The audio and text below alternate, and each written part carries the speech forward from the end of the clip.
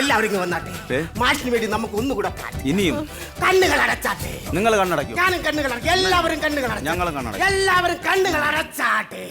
അവൻ ആകാശത്തിൽ നിന്ന് വരുന്നു, അവൻ മേഖലയിൽ നിന്ന് വരുന്നു, അവൻ രഥത്തിൽ വരുന്നു, അവൻ വന്നുകൊണ്ടേയിരിക്കുന്നു, അവൻ താഴത്തേക്ക് വന്നുകൊണ്ടേയിരിക്കുന്നു. ഇതാ വരുന്നു, ഇതാ വരുന്നു, താഴത്തേക്ക് വന്നുകൊണ്ടേയിരിക്കുന്നു. ഇതാ വരുന്നു, ഇതാ വരുന്നു, ഇതാ വരുന്നു. അവൻ വന്നു കഴിഞ്ഞു.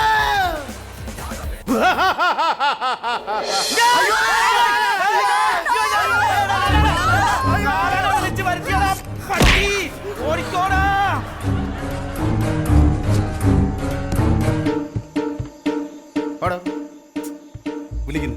നിന്നെ എന്നെയല്ല, നിന്നെയാണ് ആദ്യം കണ്ട. നീയാണ് സൈസ് ഉള്ളത്.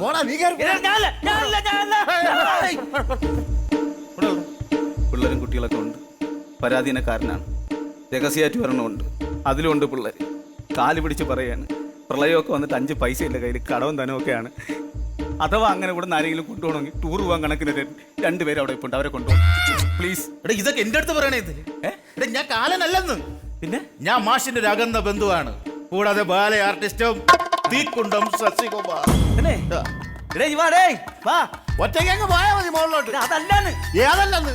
ഇത് ബാല ആർട്ടിസ്റ്റാണ്. ഏതുകുണ്ടം? തീക്കുണ്ടം. തീക്കുണ്ടം ശശികുമാർ. കാലല്ലേ? ഓടി വാ. പേടിക്കണ്ട. ഒരാളെ ഇന്ന് പോയിട്ടുണ്ട്. ധൈര്യറ്റോ, കുഴപ്പമില്ല. അല്ല, ഞാൻ ഈ ബാല കളിച്ചോണ്ട് നിൽക്കുമ്പോഴാണ് മാഷിന്റെ മരണവിവരം പറഞ്ഞത്. അതുകൊണ്ട് ഞാൻ കോസ്റ്റ്യൂം ഒന്ന് ചേഞ്ച് ചെയ്യുന്നതിൽ ഓടി പോകുന്നു. അല്ല, നമ്മുടെ ഈ മാഷ് എങ്ങനെയാ മരിച്ചത്? മാഷ് മരിച്ചത് ഇത് ഈ വീട്ടിലെ വേലക്കാരനാണ്. പുള്ളി കിണറ്റിൽ വീണു. കിണറ്റിൽ വീഴുന്ന രക്ഷിക്കാൻ വേണ്ടിട്ട് മാഷ് ഇറങ്ങി. അങ്ങനെ മാഷ് മരിച്ചു, പുള്ളി രക്ഷപ്പെട്ടു. ഒരു ഗുരു ഇല്ലാതെ ഇവിടെ നിൽപ്പുണ്ട്. ഒരു മിനിറ്റ്. ആ ഗതയിട്ട് തല്ലിക്കൊല്ലല്ലേ.